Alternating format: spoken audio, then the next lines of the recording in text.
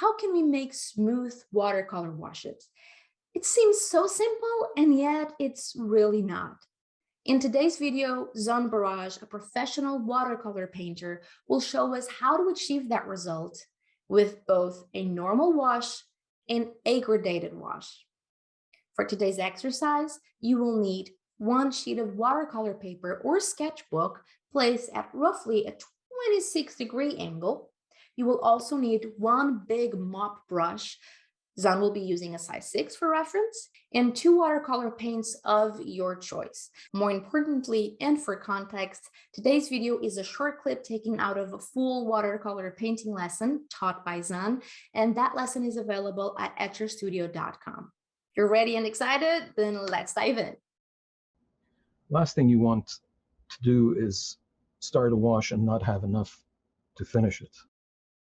Here's one thing that happens is most people, when you're doing something like this, they'll fill it up and then they'll touch it to the side like that and empty it. You don't want to empty that brush. The reason why we use these brushes, the mop brushes, is because they hold a lot of water. So we don't want to empty them. You can hold it up like this and it'll drip whatever it needs to drip, and then go ahead, come up here and begin doing your wash. And the way that I like to do my wash is to make sure that I have a nice bead that I can work from, and also to make sure that when I'm using my brush, I'm barely touching the paper. I'm really trying to pull the bead down, right? I'm pulling the bead downwards as I go along, and I'm barely touching the paper. And I'm also pointing my brush in the direction that I'm going. So I'm not doing this, I'm not doing that.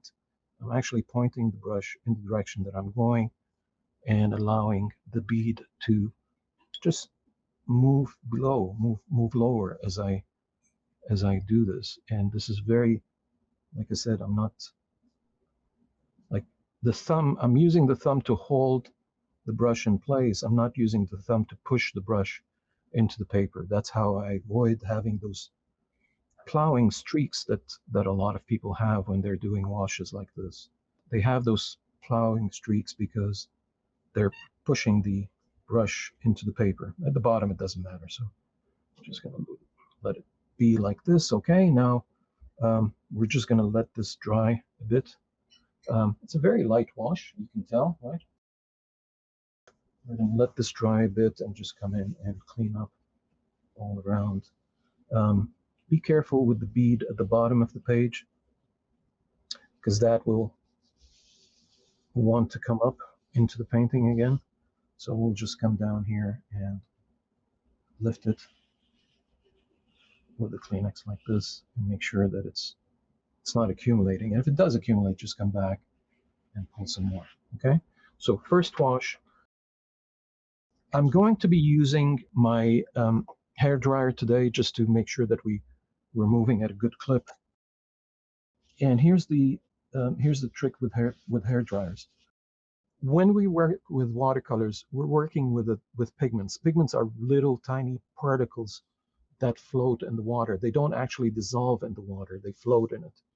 And when they do that, and they're coming, you place them on paper, they're sort of settling in. They settle into the paper on top of it most of the time. They sort of settle on there. If you use your hair dryer while they're settling, in other words, while the top of the paper is wet, you push them into the paper, and again that tends to make the picture dull. But if you wait a bit and you wait until they've sort of settled into the top of the paper, but there's a thickness to the paper, so the top is dry, but the wetness remains underneath in the paper, that's okay then to use your hair dryer. You just want to make sure that you touch your hand to the paper like this. This is not dry yet. I can see a bit of water on my fingers, so we'll wait a couple of minutes more and make sure that it's completely dry before we come back in and do use the hair dryer and then go ahead and do another wash. I'm back and I'm going to do a second wash now. So again, the same thing. I'm just taking this and going ahead and beginning at the top here and making sure that I have a nice bead and building up from there and coming downwards. And you can see now that the color is much richer. It will actually turn even nicer when we add the next color on, because all of that, the fibers will be coated and will have true color as opposed to color that's sort of being interrupted by texture. So And is that the same color that you used before? absolutely the same color, same consistency. So I'm not adding, I'm not increasing the intensity of the color. I'm just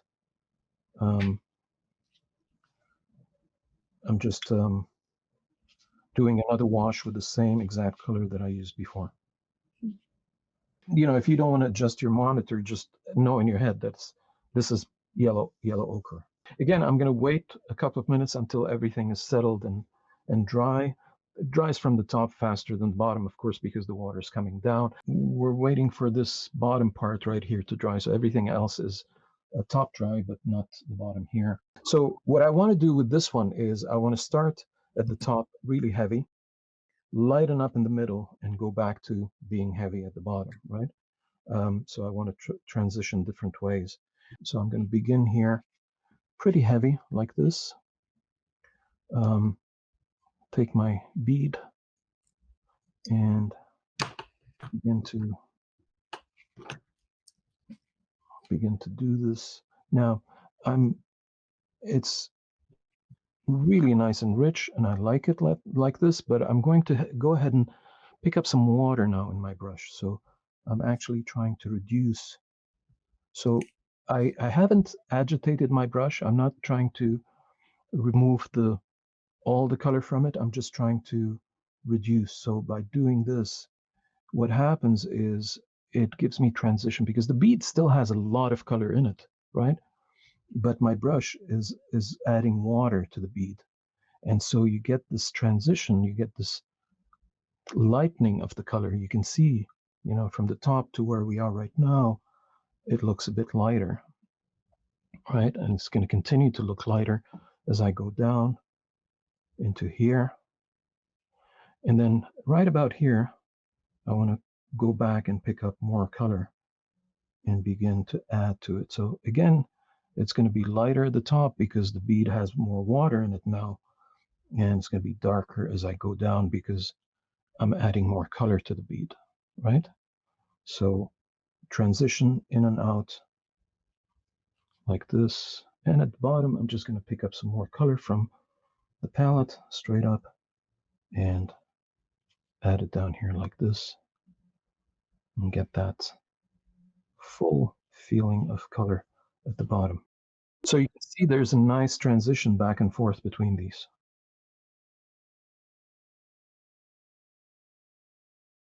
And that's it for now. Did you learn anything new? And what would you like to learn next? Let us know in the comment section below, because we'd love to hear from you. If you'd like to continue learning, follow our playlist and watch part of this class for free. Zan will show us how to prepare and do our sketch prior to applying paints, alongside other tips and techniques. Until then, make more art.